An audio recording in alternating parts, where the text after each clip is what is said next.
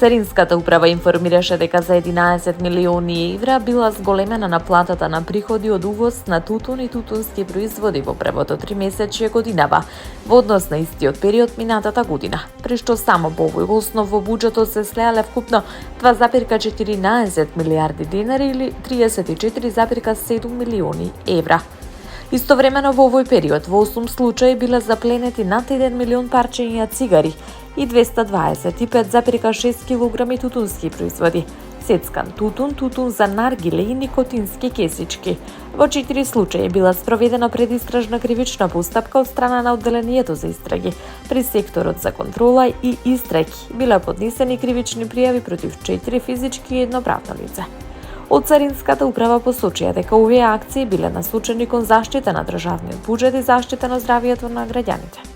Нашата улога не е само да контролираме, туку да заштитиме, да спречиме и да покажеме дека законот важи подеднакво за сите. Компаниите што работат законски мора да имаат сигурност и предвидливост. Нашата улога е да обезбедиме услови во кои честното работење е предност, а за нелојалната конкуренција нема простор. Така се создава здрава економија и се отвораат нови бизнис можности. Тоа е одговорност на секој поединечен учесник во секоја поединечна царинска постапка. Само тогаш ќе можеме да зборуваме за систем, се друго ќе биде импровизација, порача директорот Бобан Николовски на денот на одбележувањето 34 години од Царинската управа. Владата донесе одлука за ограничување на профитните маржи на вештачките ѓубрива со цел да се спречи растот на цените и да се поддржи домашното земјоделско производство, соопшти министерот за земјоделство Цветан Трипуновски. Со одлуката највисоката бруто профитна маржа за неорганските ѓубрива се ограничува на 5% во трговијата на големо и 5% во малопродажбата. За органските, органоминералните ѓубрива и биостимулаторите, маржата ќе изнесува до 10% во големо и во мало. Мерките ќе важат до 31 мај оваа година и се однесуваат на сите правни и физички лица регистрирани за производство и трговија со ѓубрива. Дополнително се воведува обврска за континуирано снабдување на пазарот. Трговците на мало ќе мора месечно да обезбедуваат најмалку 70% од просечните набавени количини во оваа година, додека трговците на големо ќе треба да ги снабдуваат малопродажните објекти со најмалку 70% од просечно продадените количини. Со втората одлука се предвидува намалување на продажните цени за 10% за залихите набавени по стари цени.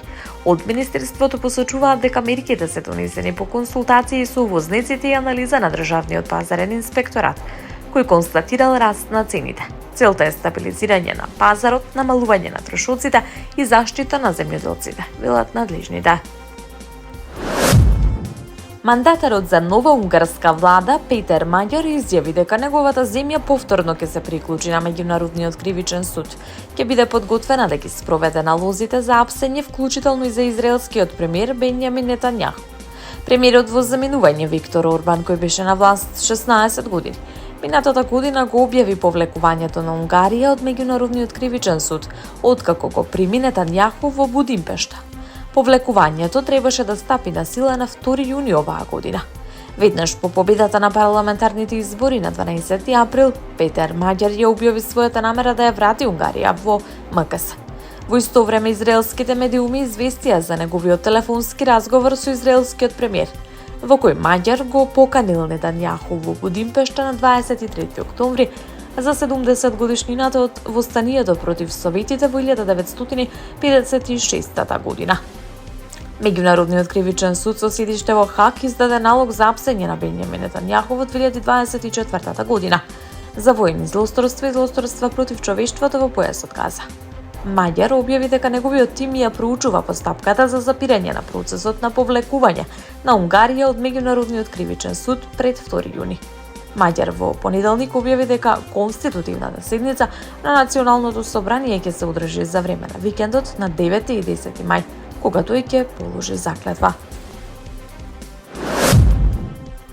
Американската влада ја обнови лиценцата за купување санкционирана руска нафта натоварена на танкери за уште еден месец, според документ објавен на веб страницата на Американското министерство за финансии.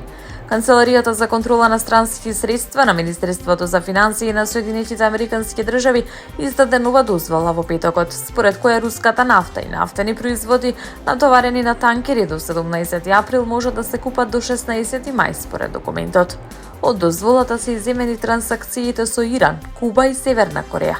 По трет пат од почетокот на американско-израелската војна против Иран, Вашингтон ги суспендира санкциите за руската нафта и нафтени производи, обидувајќи се да го ограничи порастот на цените на светските пазари. Првата 30-дневна лиценца за купување на руски барели беше издадена од ОФАК на Индија на 5 март.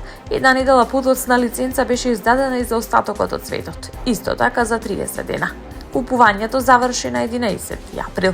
Новата дозвола издадена под притисок од азиските земји, пишува Reuters, кој поради прекините во снабдувањето од Блискиот исток побараа од Вашингтон да овозможи снабдување од други извори.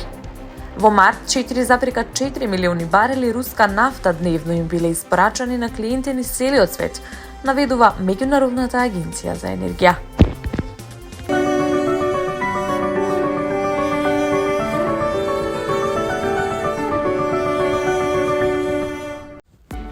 Под влијание на влажна и нестабилна воздушна маса до четврток ќе се задржи променливо облачно и нестабилно време со повремени врнежи од дожд. Денес и утре и појава на грмежи, соопшти управата за хидрометеоролошки работи.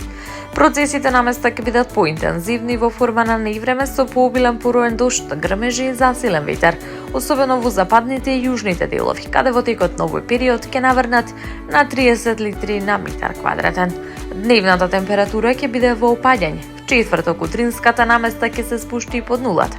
Ќе дува северен ветер кој в четврток ќе биде засилен, повремено силен.